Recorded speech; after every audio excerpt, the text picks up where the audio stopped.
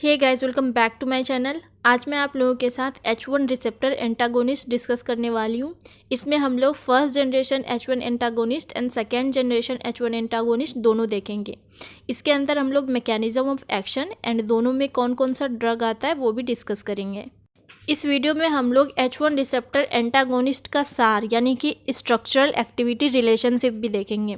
तो सबसे पहले देखते हैं H1 रिसेप्टर एंटागोनिस्ट क्या होता है। ये ड्रग होता है या फिर इसको एजेंट बोल सकते हैं, ड्रग या एजेंट जो कि H1 रिसेप्टर को ब्लॉक करता है एंड हिस्टामिन के एक्शन को इनहिबिट करता है, उसे हम लोग H1 रिसेप्टर एंटागोनिस्ट बोलते हैं। यह दो प्रकार का होता है, first generation and second generation. First generation में क्या होता है, वो सारा ड्रग जो ब्लड ब्रेन बैरियर को क्रॉस कर देता है एंड इसका इफेक्ट CNS पे होता है, जिसकी वजह से सेडेटिव आती है, तो उसको फर्स्ट जनरेशन ड्रग बोलते हैं। वही होता है H1 antagonist first generation drug. तो इसके अंदर हम लोग डाइफिनहाइड्रामीन हाइड्रोक्लोराइड पढ़ेंगे, ट्राइप्रोलिडीन हाइड्रोक्लोराइड पढ़ेंगे, प्रोमीथाजीन हाइड्रोक्लोराइड पढ़ेंगे, डाइमिन हाइड्रीनेट पढ़ेंगे, क्लीमेस्टिन फ्यूमारेट पढ़ेंगे, डाइफिनाइल पैरालीन हाइड्रोक्लोराइड पढ़ेंगे, क्लोरफेनरामिन मेलिएट पढ़ेंगे। यह है first generation H1 antagonist. And second generation में हम लोग सिट्रीजिन, लिवोसिट्रीजिन, लोरेटिडिन एंड एस्टिमाजोल पढ़ेंगे। तो हमें इन सारे ड्रग को एक एक करके पढ़ना है। तो सबसे पहले हम लोग यहाँ पे सार देख लेते हैं H1 रिसेप्टर एंटागोनिस्ट का, उसके बाद हम लोग ये सारे ड्रग पढ़ेंगे। तो H1 रिसेप्टर एंटागोनिस्ट का जो बेसिक स्ट्रक्चर होता है वो ये है, इसी के अंदर चेंज आएगा। तो X है यहाँ पे, X जो होगा उसकी जगह पे ऑक्सीजन, कार्बन, नाइट्रोजन तीनों में से कुछ भी हो सकता है। एंड इसके बाद इसमें दो अराइल ग्रुप अटैच होगा, डिफरेंट अराइल ग्रुप अटैच होगा दो X के साथ। X में होगा ऑक्सीजन या कार्बन या नाइट्रोजन एंड इस X के साथ इथाइलिन ब्रिज अटैच होगा, दो कार्बन वाला। देन इस इथाइलिन ब्रिज के साथ एमीन ग्रुप अटैच होगा एंड ये एमीन ग्रुप टर्शरी होना नेसेसरी होता है H1 रिसेप्टर एंटागोनिस्ट में। तो ये बेसिक स्ट्रक्चर है, इसी में हम लोग चेंज करेंगे एंड देखेंगे इसका एक्टिविटी कैसे चेंज होता है। तो सबसे पहले हम लोग देखते हैं अराइल ग्रुप में सब्स्टिट्यूशन कराने पे इसकी एक्टिविटी पे क्या इफेक्ट पड़ेगा।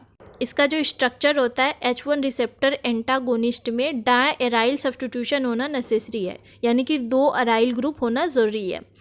इसका एक एग्जांपल है डाइफिनहाइड्रामीन। ये फर्स्ट जनरेशन H1 एंटागोनिस्ट है जिसमें दो अराइल ग्रुप है, C6H5 phenyl group.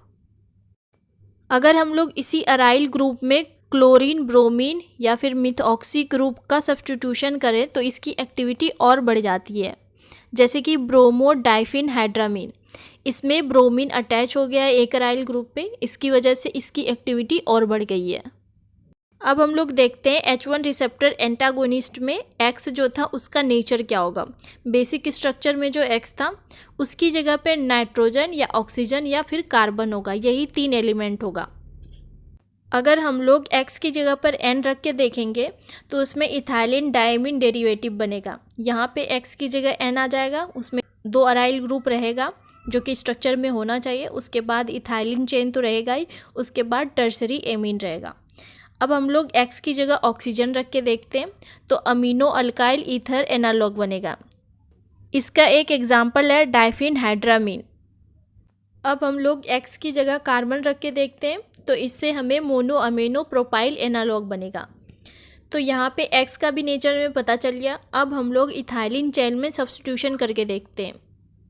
H1 receptor antagonist में एक्टिविटी के लिए इथाइलिन चेन नेसेसरी होता है, लेकिन इसका एक एक्सेप्शन है प्रोमीथाजीन, जिसमें कि इथाइलिन चेन नहीं होता है। ये है प्रोमीथाजीन का स्ट्रक्चर, इसमें कोई भी इथाइलिन चेन नहीं है।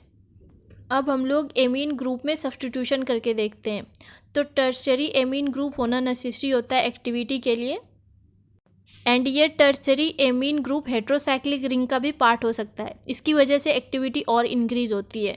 इसका एग्जाम्पल है क्लोरसाइक्लिजीन। ये है क्लोरसाइक्लिजीन का एग्जाम्पल। इसमें जो टर्शरी एमीन है ये हेट्रोसाइक्लिक रिंग के अंदर आता है। तो यहाँ पे H1 रिसेप्टर एंटागोनिस्ट का सार कंप्लीट होता है। तो हमें सार में इतनी चीज़ें लिखनी होती है। अब हम लोग फर्स्ट जनरेशन H1 एंटागोनिस्ट पढ़ेंगे। First generation antagonist sedation cause करता है, ये मैंने पहले भी बताया था, क्योंकि ये ब्लड ब्रेन बैरियर को क्रॉस कर जाता है इसकी लिपोफिलिसिटी के कारण। तो ये CNS को अफेक्ट करता है एंड इसकी वजह से सेडेशन होता है। अब हम लोग इसका मैकेनिज्म ऑफ एक्शन पढ़ते हैं। H1 receptor G protein couple receptor होता है। H1 रिसेप्टर एक्टिवेट होने की वजह से IP3 एंड DAG का फॉर्मेशन होता है। IP3 क्या होता है? आइनोसिटोल फॉस्फेट एंड DAG होता है डायएसाइल ग्लिसरॉल। इसकी वजह से कैल्शियम का रिलीज होता है। कैल्शियम रिलीज होने की वजह से कैल्मोडुलाइन डिपेंडेंट प्रोटीन काइनेज एक्टिवेट होता है एंड फॉस्फोलिपिड भी एक्टिवेट होता है। इसकी वजह से रिस्पॉन्स जनरेट होती है। Bronchoconstriction, contraction of gut, vasodilation, sensory nerve ending pain and itching, ये सारा रिस्पॉन्स जनरेट होता है इसकी वजह से। अब हम लोग फर्स्ट जनरेशन H1 एंटागोनिस्ट का ड्रग पढ़ते हैं। सबसे पहला है डाइफिनहाइड्रामीन हाइड्रोक्लोराइड। ये इंपॉर्टेंट ड्रग है, इसका हमें सिंथेसिस भी पढ़ना होता है। तो ये है डाइफिनहाइड्रामीन हाइड्रोक्लोराइड का स्ट्रक्चर। इसमें ऑक्सीजन होगा X की जगह पे और 2 अराइल ग्रुप होगा और ये इथाइलिन ब्रिज है। उसके बाद टर्सरी एमीन है। अब हम लोग इसका सिंथेसिस देखते हैं। इसमें हम लोग डाइफिनाइल मीथेन के साथ रिएक्शन करेंगे ब्रोमीन का K2CO3 एंड लाइट के प्रेजेंस में, तो हमें डाइफिनाइल ब्रोमोमीथेन मिलेगा।